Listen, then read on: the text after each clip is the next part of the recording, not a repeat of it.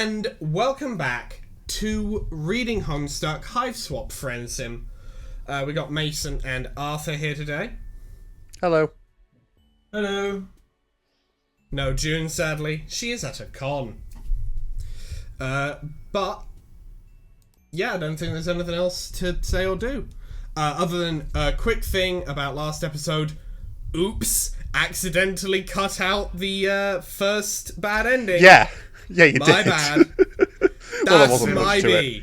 That is my bad. We just got accosted by our data. Yeah, that is my bad, but we did see it, so don't worry about that. Let us begin with volume 14, shall we? Of Cleanliness and Clownliness. Alright, who wants to do the narration? Dude, I can't believe this game has Deltarune spoilers. My god, oh no. I haven't played chapters 3 and 4 yet. No, this is actually spoilers for Chapter 5. The Chapter 5 Dark World is literally just Alternia with no differences. You know what? That wouldn't surprise me. Nothing changed. Didn't Toby Fox say no Homestuck reference? I mean, I think he released things like no Homestuck music. Probably. You're all going to hell. I don't... Sounds like something Toby Fox would say. Yeah, Toby Fox, famed evangelist. Anyway, who wants to do the narration? I did it last time, I right? can do it. I can do it. Go for it. This is a dark world. Without punctuation, apparently. Both because it's night and because of the brutal struggle for survival among its many polyhemochromatic inhabitants, many of whom seem to thrive on havoc and carnage. You'd be interested to see the Michelin Guide entry for Alternia. You're convinced that after a day here, Ayn Rand would sign up with the Little Sisters of the Poor, Genghis Khan and Attila the Hun would join the Quakers, and Adolf Hitler would seek membership in the World Peace Council. Is that the plot of Bill and Ted 4? Phew, Godwin's Law alert, feeling a little dramatic tonight. Is Godwin's Law the if you mention Hitler, you lose in an argument one? I don't know. Alright, I'll Google Godwin's I've got no Law. idea. Oh. Anyway, whom are we going to go with here? Are we going to go with Master Hutek or Caraco Piero? Just based on the pose, I might have a voice for Marsty. Oh. I know what I'd do for Caraco as well, so we can flip a coin if Well, you we like. could go either. Okay, Yeah. so let's just check. Let's see if we can bring it down to. Let's vote here. Who's in favour of Master here? Yeah, Godwin's You got it Law right? is Nice. the longer something goes on, the more likely somebody is to parallel it to Nazi Germany or Adolf Hitler. And when you do, you lose. I see. Alright, so who are we going with? Mason, what's your vote? My vote is Marsty. Arthur? I don't mind. What's your voice, Mason? I was going to do Zero from Mega Man, just based on the pose alone. Could do that, yeah. I was just going to be like, for Caraco, I was just going to talk like this. Oh, Baby from Dimension 20 Fantasy High. Baby from Dimension 20 Fantasy High. And also a little bit of Vega from League of Legends. Hang on, that's the voice we did for, hang on. Which one was Yeah, that it? voice sounds was, familiar. Yeah, that's... Where is it We in have a here? voice Yeah, for that's this. Cupra Maxlaw. We did that one. That actual person. Yeah, we did that one. That was, Alright. Do the master one. that was Cupra. Well, Nasty it is, I guess, then. Who was Cupra? Like, who actually were they?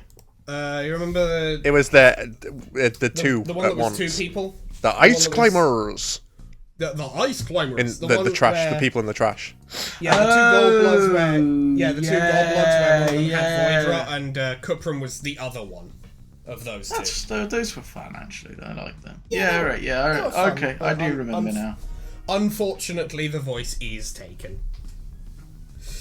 Well, despite a certain sense of pervading existential gloom that you haven't managed to shake, even after communing with a possible oracle/secret agent, you are feeling pretty alright.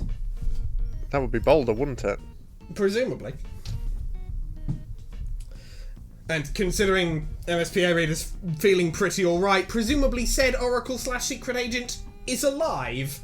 And hopefully not whatever the bad ending was about.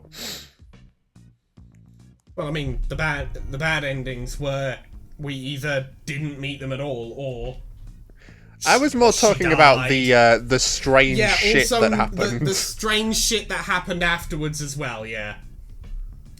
Yeah, but either way, presumably this still follows on from the good ending. Anyway. No more brooding in your cliffside apartment. You have a fresh thirst this evening. A thirst for friendship. You're wandering around a neighborhood you haven't seen in a while, just a few blocks from where you crash landed.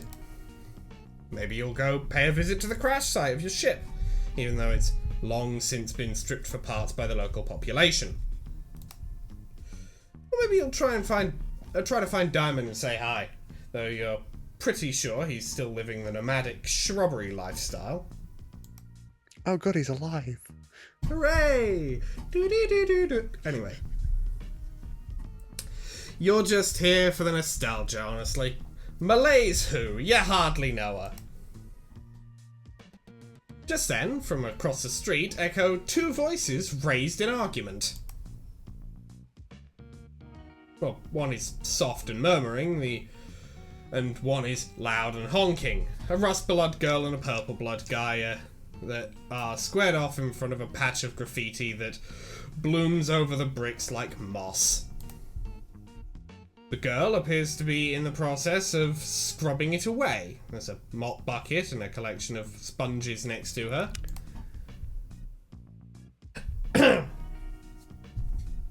Alright, who wants to... Arthur, do you want to take the purple blood here for a second, since I assume sure. the rust blood is going to be Masty, so you take the... Oh, so Masty's a girl as well. Here. Alright.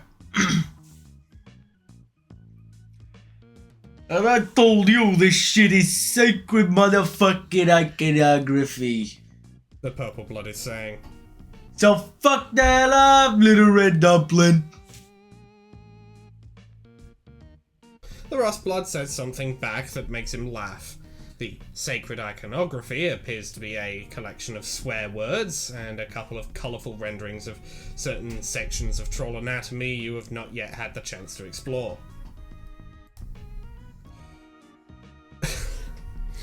The girl with the bucket wrings her sponge out and stares the clown down. Bucket? Uh-oh. Yeah, hang on a minute. Hang on a minute. hang on a fucking tick. I'd have figured she'd be using a different receptacle for water. Yeah, like a giant wok or something.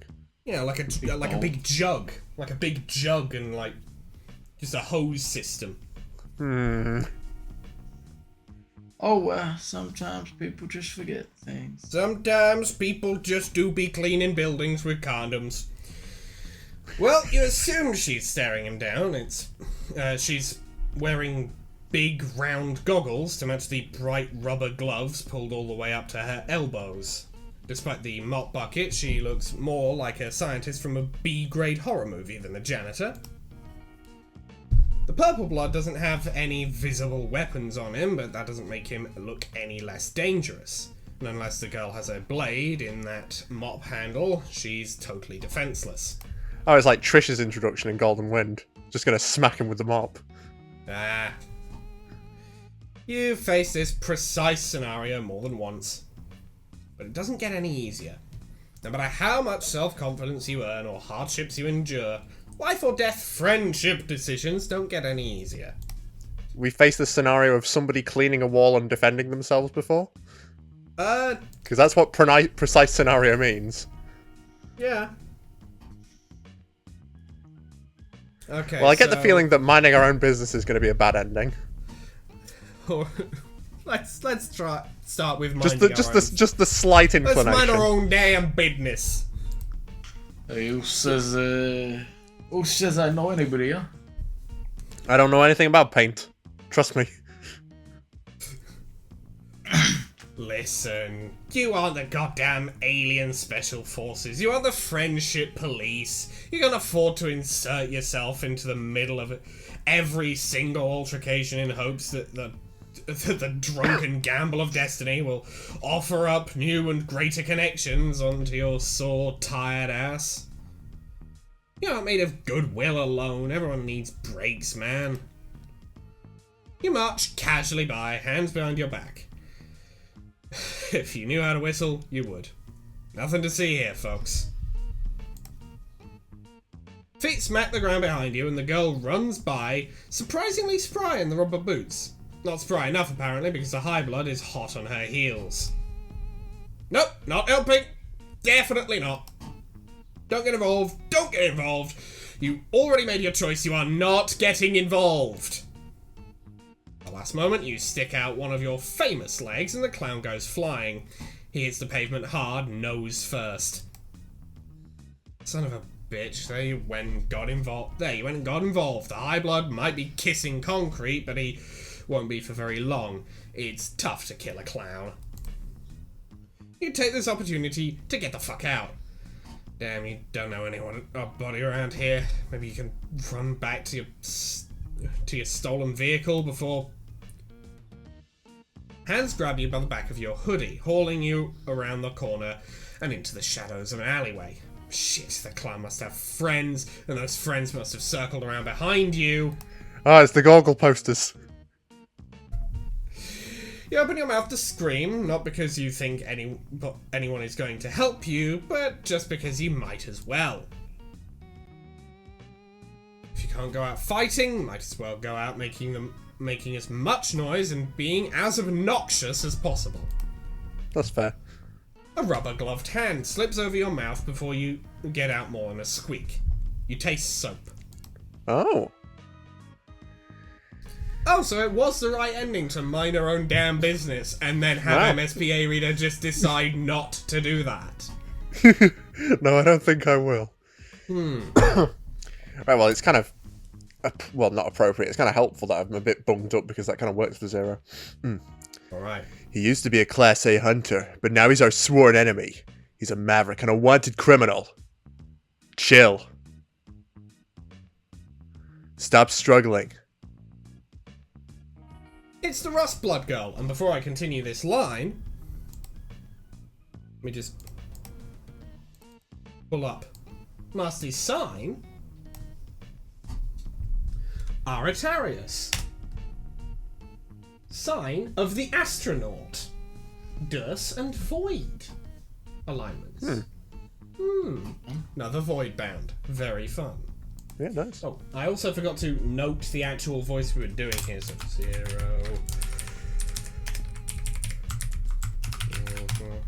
And then add 1 to the count of Mason voices. You and I are now tied, Mason, at 7. Yay!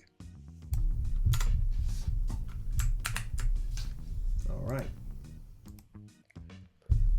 But yes, it's the Rust Blood Girl. She's taken the time you'd bought her and cashed it in to take refuge in an alleyway. The two of you hold still as the purple blood storms by, stomping and cursing and bleeding from the gash across his forehead. Ha! You did that! Your leg did that! You will never get over the rush you receive from doing something cool and competent. Marcy holds on to you until the sound of his footsteps fade. You feel her heartbeat hammering against your back. She lets you go and slides away to the other side of the alleyway, as if in apology for being so close to you before. Her boots squeak. You take a few steps nearer so you don't have to shout to be heard. You thank her for helping. You're both just all about helping, apparently. You decide not to mention the part where you tried very hard not to get involved. Yeah. You didn't have to do that. Actually, you shouldn't have. I'm perfectly capable of tripping my own clowns. You tell her you have no doubt that's true, even if she doesn't have a sword in her mop handle. She seems to have a good pair of legs. Mentioning her mop appears to remind her that she left all her cleaning equipment out on the street. She takes a furtive glance back down the way the guy had gone, then heads back toward the graffiti. You scamper to keep up. You shouldn't be out alone in a place like this. Not that I can really summon much gumption to care beyond this one walk down the street. But did you come here to die? Because that's what's gonna happen if you keep this shit up. What's your deal? You don't know about your deal. You've worked really hard to not consider your deal at all, because the existential radio static that prickles the base of your neck when you think about your deal, it is astoundingly unpleasant.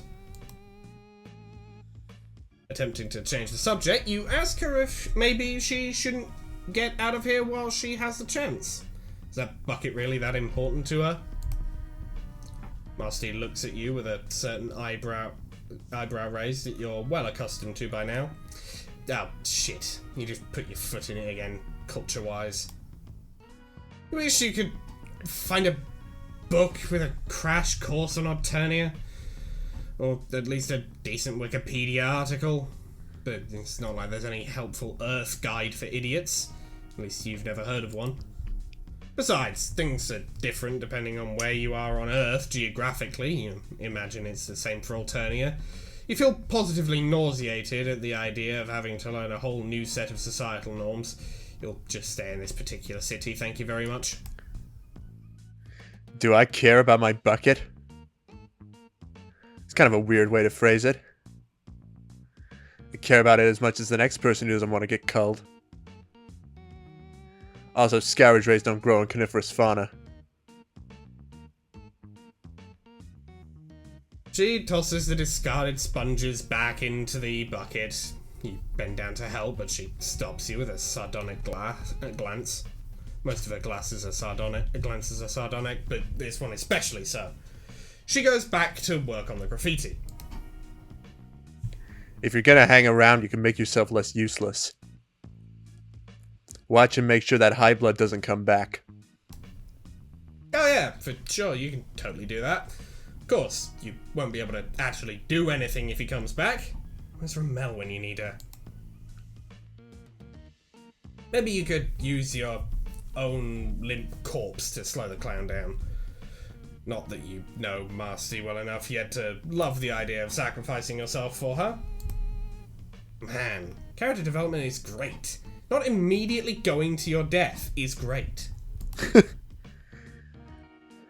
That thought sends a creeping wash of anxiety along your spine. You don't understand it, so you try to distract yourself. You ask Marcy if she just cleans graffiti or if she has other jobs. Okay, well, maybe not jobs. You know nobody on Alternia has an actual job. Whatever I'm feeling, mostly. Today I was feeling getting rid of this incredibly ugly piece of shit drawing. Tomorrow I might be feeling dirty front door mats. Depends on my mood. Yeah, you def get that.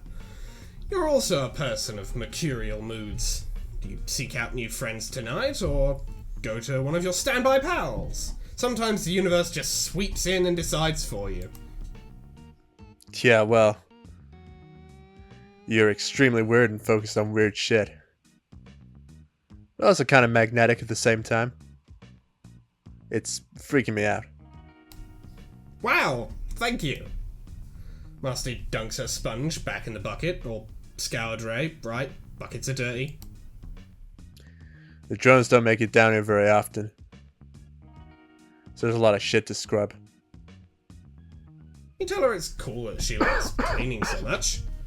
Where you're from where you're from, physical labour is considered morally virtuous, but also kind of looked down on. Fuck, maybe you could use an Earth cultural handbook of your own damn self. Who said anything about liking it? Who made the rule that I can only do what I like? She slams a sponge down hard into the scour tray, getting water down the front of her apron. This is just what I do. What, do you like wandering around in someone else's hoodie? Accosting strangers? Kind of. Sometimes. You didn't choose the friend life chose you. But Malsty isn't a stranger in a strange world like you are. She's got horns and grey skin and everything. You realise she's a rusty, but come on. Oh, yeah. How many burgundies do you know exactly? So did that guy just drop a slur? I do believe MSP Reader did just full drop a slur, yes, potentially. I do think that is what happened. Well, one, and he's interested in meat, but he's pretty enthusiastic about it. One might say over enthusiastic. No, guys, it's fine. I can say it. I've got a Rust Blood friend.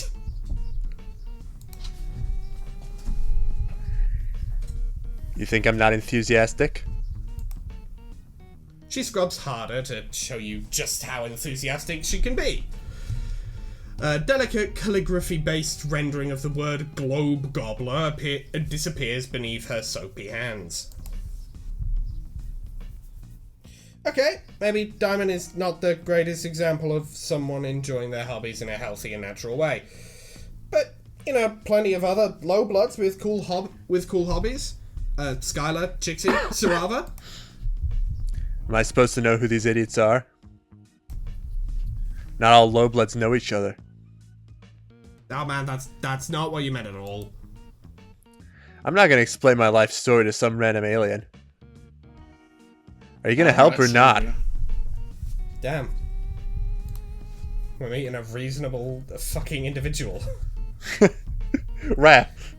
Rare. Very rare on Alternia. Very rare just in general, frankly, at this stage. Oh, well. You thought you were supposed to be keeping an eye out for clowns. Yeah, well, instead you're asking me invasive questions. So now help me scrub. Despite these mixed signals, you pick up a sponge and start cleaning. It's actually a lot harder work than it looks like, and your back and shoulders begin to ache immediately. If Marcy does this every day, she must be ripped under that jacket. She stops talking, and you just clean alongside her, worried that you're royally screwing this up. You don't know how to fix it. The graffiti is quickly disappearing between your combined efforts, and you aren't sure how much longer she's going to put up with you after that. You've got to pull out the big friendship guns and fast. You ask, in your characteristically smooth style, what she's doing after this. Any plans? Just hypothetically? Who knows? Probably I'll just look for more shit to clean.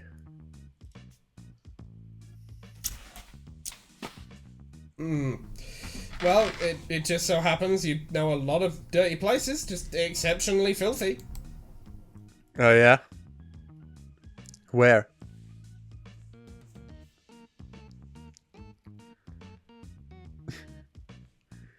You lost me somewhere around downtown. We're going uptown or downtown? What's our thoughts here? Just an uptown girl. Living in a downtown world. Let's try uptown. Let's go uptown, sure. It just so happens you have connections. Uptown girls and boys, you ask Marcy how she'd like to clean a mansion. I guess that could be cool. What are you thinking?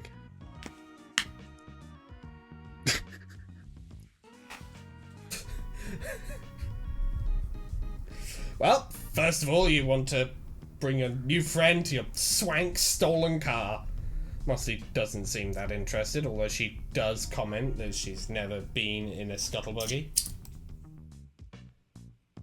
Then she begins picking up the crumbs from your back seat. You tell her she doesn't have to clean up after you. Bold of you to assume I'm doing it for you. You shrug. You've come to accept that some of your friends are just fundamentally difficult to understand. Some days you really think you're beginning to get it, and the next you remember that alien isn't just your immigration status. Marcy stares out the window as the houses get bigger and grander. The car passes beneath an archway and a light sweeps over the two of you. Marcy stiffens. You tell her not to worry, it's just a sensor to discern your blood colour. Malik gave you a plug-in to scramble it, no stress. Machine gunfire rings out. You both immediately turn into varying shades of red vapour. Must be nice to have friends in high places. You ask Marcy where she lives. Wherever I feel like. Depends. So she's just like Diamond. Her hive was destroyed, or possibly up a tree like Boulder. Although it's possible she was just fucking with you. I wish you'd stop comparing me to people like I should know what you're talking about. And no, my hive is fine. Just gets boring cleaning the same fucking building over and over again. You get how that could be cool, going from place to place. Love like Simulator. Diamond goes looking for it. You keep now, MSPA reader. You keep bringing Diamond back into the conversation. Can you explain why you aren't comparing her to literally anyone else? No, it's fine, guys. MSPA just loves Diamond. Yeah. That's definitely what it is. And Connell has started to look for people to kill. Everyone here seems to have be weirdly obsessive and hyperfixated. Maybe that's what happens when you bring up a bunch of kids in a robot-regulated world where the only rule is don't get cold. And by the way, some of you are inherently inferior. Have fun. As you get closer. Oh no! Oh no! Why couldn't we have gone to Galec's house? Fucking anywhere else than this. Is this actually some sort of temporal prequel, and Marsty is the Paul Rustblood that we met in Zebra's Route? I hope not, because that would mean that the MSPA reader is responsible for that shit. Why is this the thought process? Yeah, take him to the psychopath. No, take her to the fucking I don't have any other words for Zebra other than his own name, and that's the worst I can think of right now.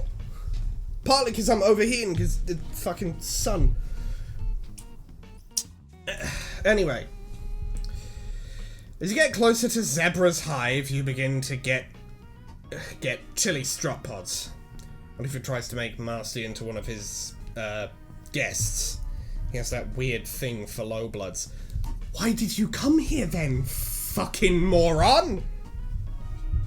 Nah, good I idea. figure she'll be safe if she's with you, but you aren't always the best at making good decisions when you have more than one friend to deal with at once. I think you've been to that well one too many times, MSPA reader. Yeah, go to a different fucking well. The sight of Zebra's Lusus glaring at you from an upstairs window clinches it. You can't take another condescending stare from Zebra, Dad. Where are we going? Hell. I hope you weren't talking about this pathetic mess on the seat. Barely worth my time. You could make a better mess, you'd swear. Ugh, no. I don't want a staged mess. Fuck, okay. Who do you know who is kind of a slob, but also not a total piece of shit? Oh, thank God you turned it around. Yes! Oh, thank God, yes! Oh, thank God. Thank you, Lord Jesus. That was a close one. I have never been religious before. Goat Dad. Now we are going to the Gooner's house. Now we're going to the goat's house. Yeah, let's be honest here. The gooning bit was entirely of our own making. Let's not mince words here. I'm glad that's the case. Let's not fucking lie here. That was a bit of our own making that we did just sort of like force through an episode. And it will inevitably be coming back this episode, of course. Don't get me wrong, but. Goat Dad lets you in with a hysterically happy bleat. I missed you too, Goat Dad. Musty weathers his snuffling and nuzzles, and when he tries to eat one of her rubber gloves, she scratches him behind the ears as a distraction. She gently removes the glove from his mouth. I need these, actually. You call to Gallic, but he doesn't respond. Maybe he's out. The coffee pot is half full, but it's cold. Goat Dad bleats and butts you gently. Oh, poor guy. Are you lonely? Has Gallic been neglecting you now that he has a hate boyfriend? I don't like where this is going. Glad we set that up. I think he's probably out. Out. This feels like a setup of its own kind. Plus, he's a little more uncomfortable here than she had been in your car. But when she catches sight of Gallic's study, all of that sloughs off. It's even more of a mess than it had been the last time you were here, when he'd been trying to impress you with his intellectual clutter. And he succeeded. Yeah, the goat. Anyway, she gets down to work immediately, stacking books alphabetically and sorting papers into piles by subject. You know, Gallic is an A-type personality who will probably go briefly ballistic at the knowledge someone has messed with his stuff, but Master is just so organised and thorough. The hell is A-type personality?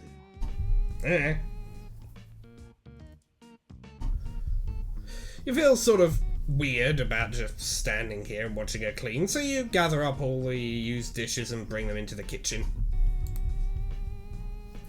When you're done with that, you figure you'll just try to be entertaining. You ask her if she's seen any movies recently.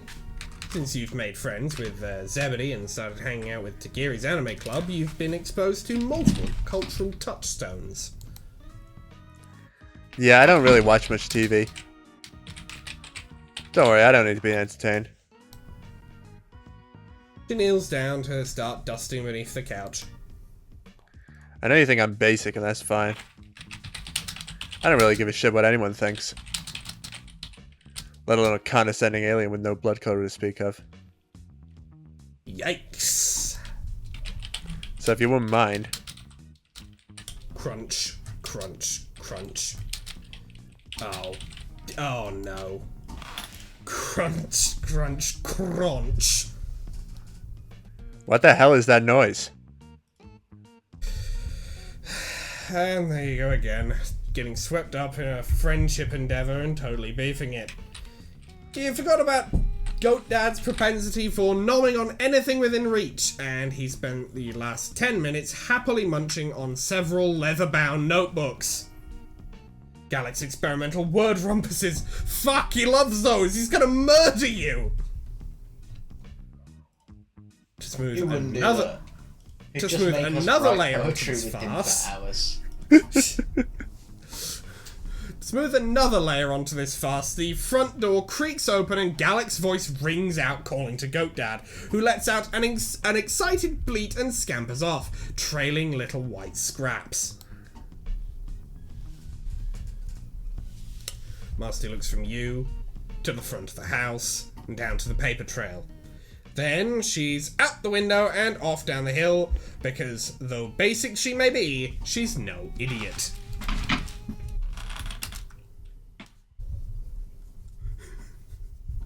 Uptown individual. Getting the fuck out of an uptown house. What a Shame we didn't get to see Gallic.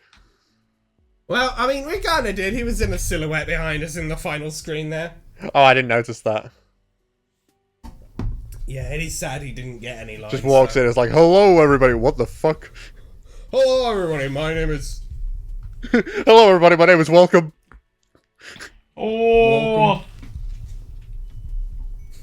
Whoa. Laura. Alright.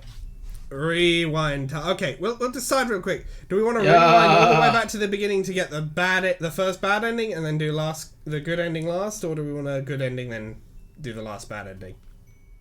Don't massively mind. I think we should do the other bad ending first. Alright, sick. Big I like ending on rewind time. I like ending on the good ending. Alright, let's intervene and probably die. Who are you kidding? You were never going to leave her to fend for herself. It's against your religion. Your religion of reflexively and carelessly searching for new buddies. I'm an MSPA reader. Friendship is part of my religion. You aren't making excuses for it anymore. You've decided to take what Boulder said to heart and just resign yourself to your fate. Well, that isn't exactly what she said, but a lot of it was confusing and spooky. You are half convinced she was just doing it for the mysterious aesthetic. You stride confidently toward the altercation, calling out a challenge to the rogue clown. Nobody messes with those less fortunate while you were on the case.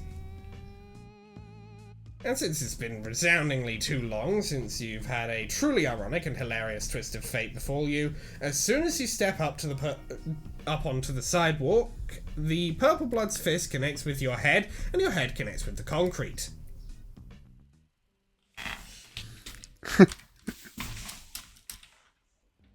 Hooray! Hooray! KO! Alright, fast forward time. Let's Now go they killed down. us. Yeah, let's go down. Downtown funk, gone give it to ya. Uptown girl. No, that's what happened last Just time. living in a downtown, give it to ya. You, Took the midnight train going to a town. what is this anymore? What's happened? This is like, I think this is. Three I think this songs is at at this once. point at least 3 different songs. Yeah, it's Uptown Funk. Uptown to ya. The other one that Arthur's singing, that's name escapes me, and Don't Stop Believing. Mm-hmm. You suggest that this place sure looks ripe for some serious power cleaning. Because, wow, it's filthy. Yeah, I guess. I was planning on cleaning down here anyway. The drones mostly take care of high blood neighborhoods.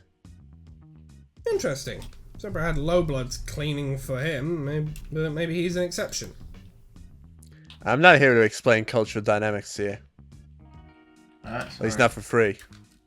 Pay up.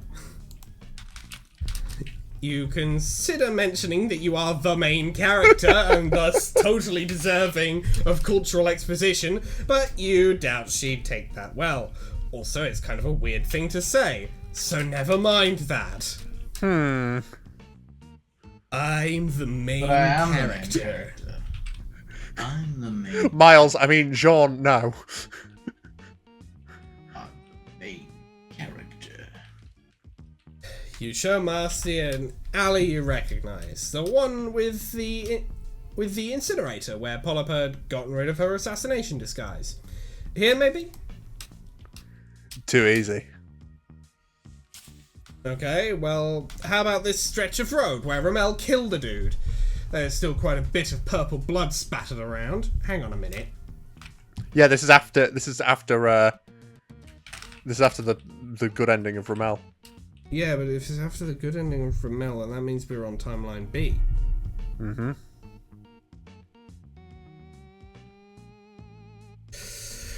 Timelines always seem to get confusing whenever I'm around. Okay, that's gonna be a bit of work. Oh well, this ending takes place on timeline B, I guess. Sure. Well, they did mention it in one of the other endings, I'm pretty sure. Yeah, did MSPA reader mention it directly in their own head? Yeah, We MSPA don't reader was trust like talking about Ramel earlier. Yeah, but we don't trust just what MSPA reader is saying. But if there is blood there, then that it materially did happen.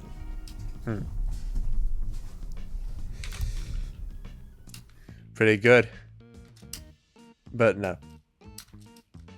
I don't have the right outfit for blood. Jesus, picky.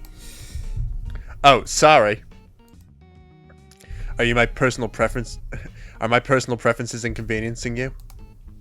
No, but you aren't used to this shit taking so long to pop off. Usually you've made a friend by this point, or you've been killed. You've been killed before? What are you, a purbeast? 9 lives? In retrospect, that was also a pretty weird thing to say. You you meant it as a metaphor. Sometimes your internal monologue gets out of your head and spills out into your interlocution. Uh-oh. I think something's up with the MSPA reader. Well, I mean, they have been hopping timelines like nobody's fucking business. I fucking think so. It's starting to get to the MSPA reader. I think the MSPA reader is feeling the fucking ramifications. The MSPA reader is starting to feel the ramifications of being a main character in a game with a save load system. Wasn't that something that, like, Sprite Squares could do? They, like, experienced every timeline or something?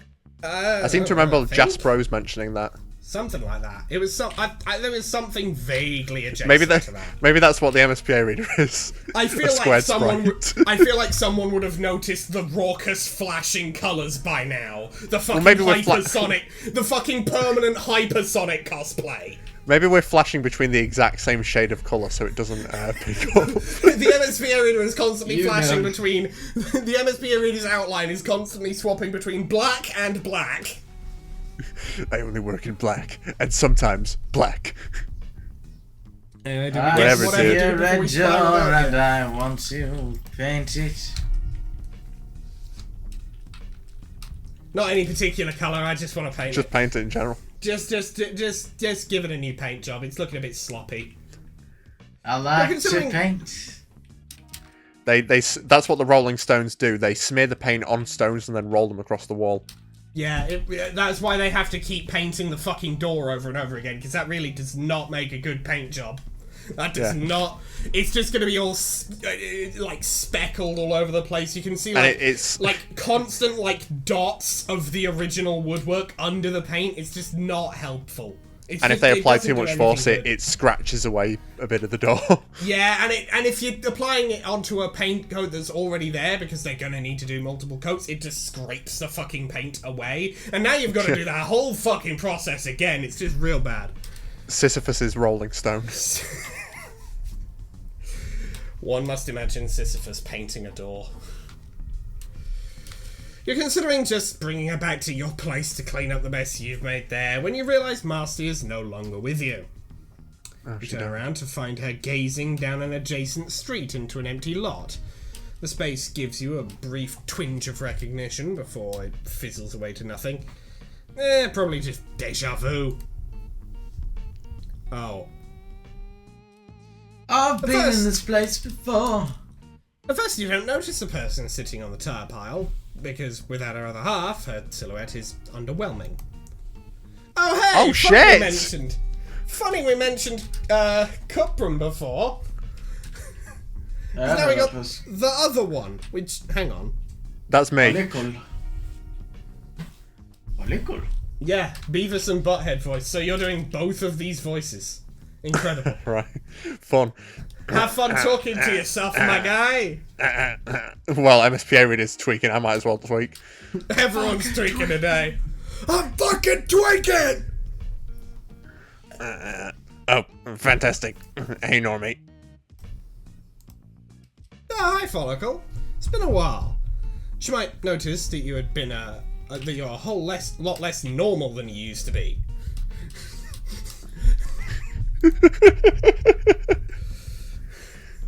They're weird as hell. Yeah, they're right, they're weird as hell. I've died before. 7 days. 80% more confident than you used to be. You don't back down from insults. perhaps Marsty is the one who is weird because she is the one who is so into cleaning up after people. That's really strange. Hey, that's a little judgy. Hey, shut the fuck up. What were you doing, like, in that fucking round? Shut the fuck up. Yeah, for real. Oh, you've been expecting Follicle to join you in mocking Master. You didn't want to be too mean or anything. You're just really sick of having your intelligence insulted concerning stuff you absolutely could have had no way of knowing about. You just wanted to make her look like an asshole, but as usual, it seems to be that it is in fact you who is the asshole. Oh, I scrambled that sentence back. Yes, with the moral of the story. Again, I'm overheating. Again, overheating. Sun bad. My room holds heat like a motherfucker. The window is already open, and if I turn the fan on, you will not hear me. If I turn the fan on, you will never hear from me again. Picture the egg in the microwave. That's actually pretty. It would sound like a microwave because it'd just be. Marcy seems to agree. One must imagine Sisyphus microwaving an egg. I love that line. I like this one. Hey, maybe go fuck yourself a little bit. Hey, maybe just a little bit go fuck yourself. Just a hey, actually, go. You apologize. Oh wow, that's a lot. Oh man, the font that's actually small as changed heck. size. That's new. They finally caught on. You didn't mean it. You experience pilot confusion when there's too many friends in one place. You're sorry. You didn't mean to insult her hobby. She actually doesn't seem too into it. You try to help. You know, plenty of low bloods who do all sorts of activities. Oh yeah. Name one. Who? Oh, Follicle, for instance. She trolls. Wait, you need another word. She and her boyfriend harass people, and they seem to enjoy that. Also, that Skylar and Chitsy and Sarava, they all excel in their fields to a certain extent. And they're the same three we mentioned before. Right. So how's that going for them? Well, you deflate somewhat. Trixie gets skeeved on all the time, and Skylar constantly has to defend her home and Lutus against thieves. Sarava literally had to gouge out their own eye and play their psychic power. Vicare, well, you can tell Vicare is having a great time falling off cliffs and imagining the firmament above. It might be an outlier and therefore shouldn't be counted. That's the first time we've mentioned Vicari since that room. Yeah. Apparently a very forgettable man, MSPA reader. Rude. Very rude. How could you forget my autistic kid? Come on. My goat. While you're working through your apparent classism through navel-gazing monologue, Marsty is checking Follicle out. Like, really checking her out. Who the fuck are you? Follicle slaps Marcy's hand away. Keep your front to yourself. Marcy raises her goggles up to her forehead. Oh, those lines were on her goggles. Yeah. I thought she just had her eyes closed. Nope. That's just what her fucking goggles look like, I guess. You've got Void Rod. Like Oh shit, Troll Sherlock. Troll Sherlock. Not even trying. Not even that Sherlock. It could have been SHRLCK. Just Schlock. remove all the vowels, Schlock. yeah. Yo, just Schlock, yeah. Schlock. Schlock. Marcy gives her Nice another job, one so Schlock. she looks impressed. You honestly can't blame her if Marcy likes grimy things. Well, Follicle is straight up her alley. Dirt El Dorado. Selfishly, you wish you'd met Nasty back when you were more of a wreck at the beginning of your El adventure. Dirt Rado, that's a good one. El Dirt Rado, good. You're filthy. And you have no idea what you're talking about. Also, fuck you. Nasty touches her on the forehead. Slowly this time, so as not to take her by surprise. Follicle resembles a nervous little bug trying to decide whether or not to scuttle away. Did you think the dirt helped keep you insulated? It's actually the opposite of that. If you were less grimy, the energy transfer would be easier. Alright, Cuprum isn't here, which means her giant battery isn't here either. Yeah, I sent him up for takeout. I needed a break. But won't she, die? Not instantly. Does your Homestuck die as soon as you unplug it? My brother had one where the battery had completely died, so yeah, that can happen. Or are you a fucking void rot scholar? What do you know? I know a lot of things. Like to know, bitch man. What do you like to know? Whoa! You asked Masty if she's interested in medicine. Maybe she could go into that. Masty rounds on you in stark irritation. This is the most emotion she's shown since you'd met her. Whatever you're trying to do here, stop. I'm not stupid. What do you think they'd say if I applied to be a medic off-planet? They'd laugh their asses off and hand me a saturated scrub pole. And that's if they're feeling generous. This is what I do. So let me do it. Chastened and uncharacteristically speechless, you nod and let Marcy turn back to Follicle. You really don't want to just leave it like that, but maybe the truly friendly thing here would be less trying to improve your friend's life and just letting them live it. Diamond had told you much the same thing all those months ago. That he's planning to just keep his head down and try to stay alive. It's not uplifting, but maybe not everything has to be. Marcy gives Follicle some advice as to the best way to make sure her body retains as much energy as possible. Follicle groans, and you're pretty sure if she had eyes, she'd be rolling them. You do notice, however, that she listens. Marcy starts back down the sidewalk after that, pushing her Scourdray in front of her.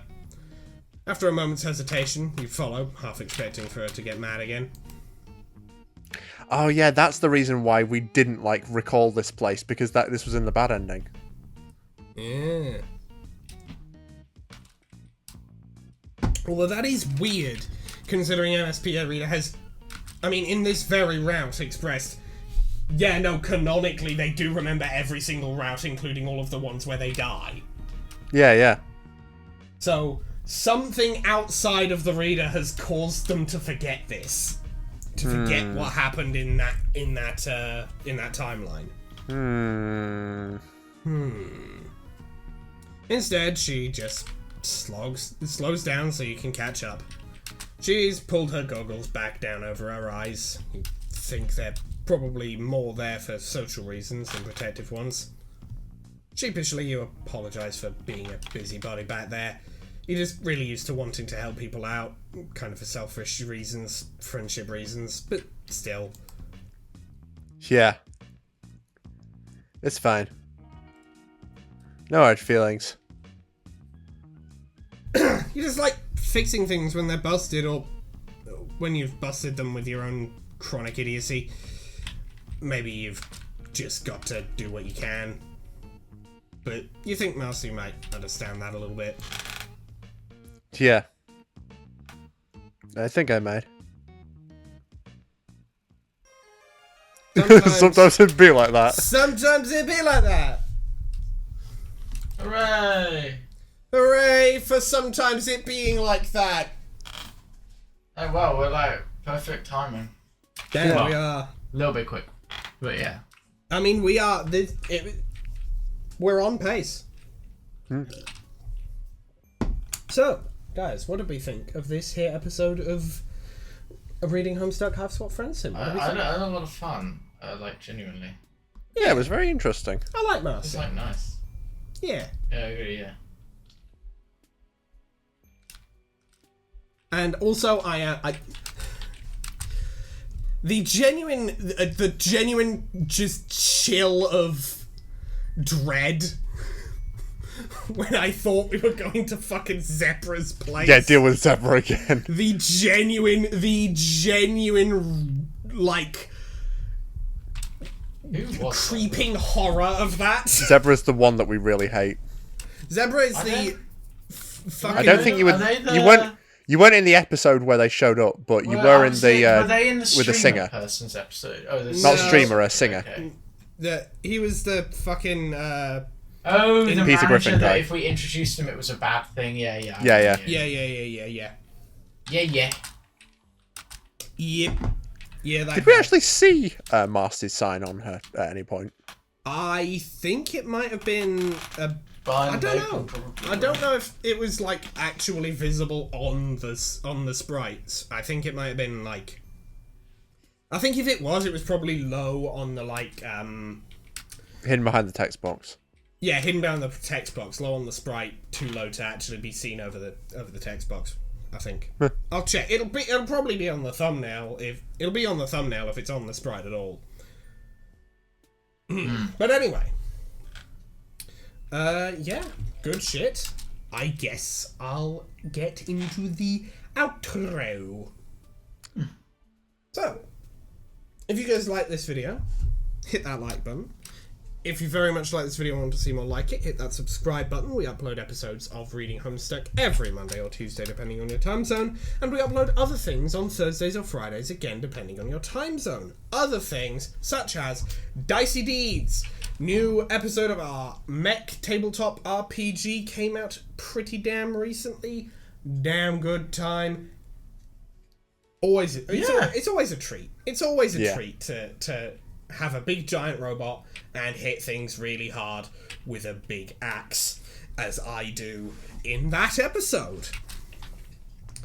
However, unfortunately, I don't think I was the least important part of the whole operation. I think that honor goes to probably Wang. He killed like 2 guys and then stood behind a building.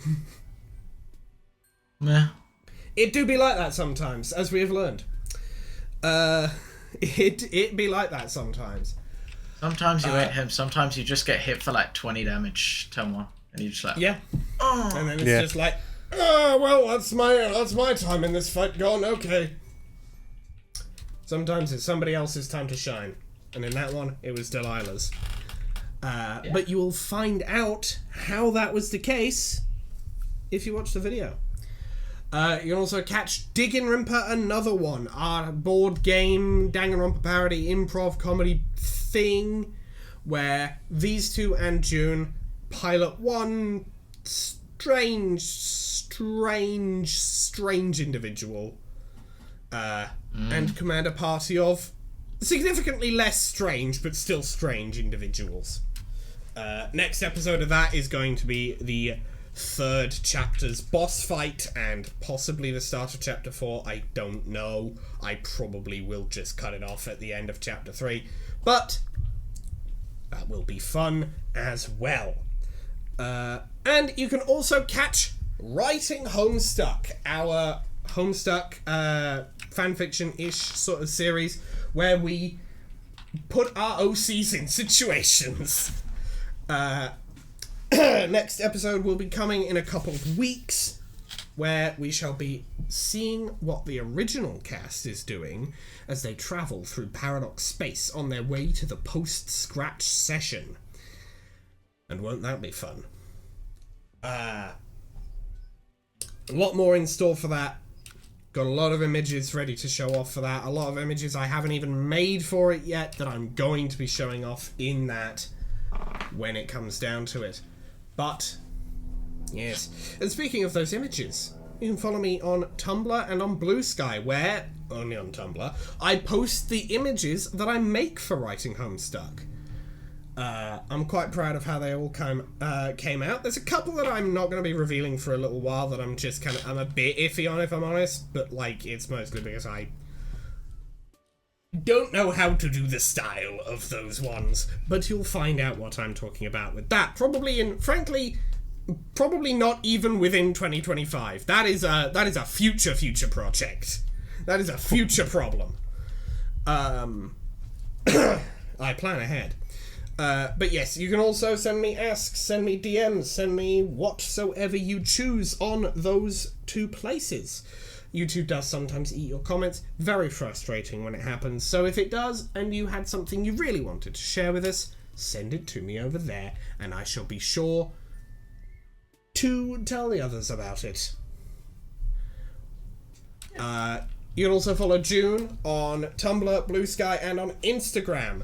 I can't guarantee it necessarily, but she will potentially be posting some stuff on Instagram soonish if the con happens to have given her a bit of artistic inspiration back. But of course, that is entirely up to her, and she can't really speak for herself right now because she is again at an con.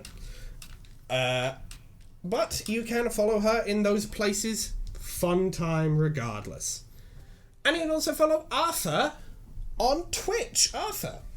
Yeah, so I stream on Twitch Sunday evenings, which, as always, is the day. It's also the day we record this. So And yeah, the day I before always uploads. Yeah, exactly. Yeah. So we always found out a little bit late that it's going to happen, but yeah, the big thing being, yes, I am going to be streaming. I'm trying to make it more consistent. Like I said, sometimes things get in the way, but for example, this week, which is like completely pointless to mention because you're all... Because the stream will have already been and gone by the time you but see this message. But yeah, streaming Amori, having a lot of fun with it. It's a fun, silly little game. I'm usually very tired by the time we reach streaming, so it's usually a very like short 1-2 hours. 3 if you're lucky. Or, well, 3 if I'm feeling up to it, basically. And otherwise, yeah, it's just a lovely old time. I stream down at twitch.tv/PENNEDRAIG. That's Pendraig. And yeah, please feel free to join me if you're up for it. Yeah. Oh wait, I should say the time. At 7 p.m. GMT, which is 1 p.m. Pacific Standard, 2 p.m. Eastern Standard for you Americans, and yeah, that's about 2 hours usually. All right. And Mason, do you have anything you wish to say at the end of this here episode of Reading Homestuck, Hiveswap Friendsim?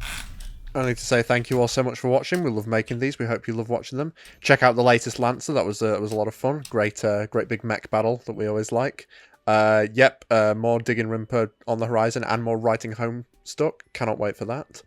And yeah, I'm looking forward to it. Indeed. And we will see you in the next video. Later. Bye. Bye bye.